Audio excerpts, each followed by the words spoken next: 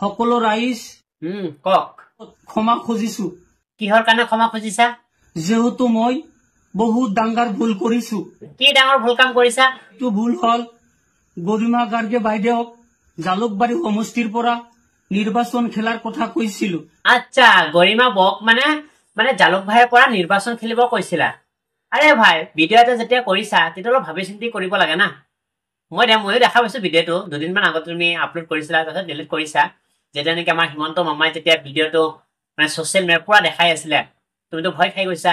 সেইকাৰণে তোমাক এটা কথা কওঁ, যিকোনো ভিডিঅ' বনাবা অলপ ভাবি চিন্তি বনাব লাগে, কাৰণ তোমালোকৰ কাৰণে আন জোনাক মানুহৰ, আন মুলুবী মানুহৰ বদনাম হৈ আছে একমাত্ৰ তোমালোকৰ কাৰণে। নেক্সট কোৱা। ইনশাল্লাহ আপোনালোকে মোক ক্ষমা কৰি দিয়ক। মই ৱাদা কৰিছো এনেকুৱা কথা মোৰ জিন্দগীত কেতিয়াও আৰু নকওঁ। আজৰ কৰি ভৰিত ধৰি ক্ষমা খুজিছো, আপোনালোকে মোক ক্ষমা কৰি দিব। সকলো ৰাইজে যাতে ভিডিঅ'টো চাব পাৰে আৰু মোক ক্ষমা কৰি দিয়াৰ সুযোগ পায়, অনুৰোধ কৰিছো ভিডিঅ'টো শ্বেয়াৰ কৰি দিব।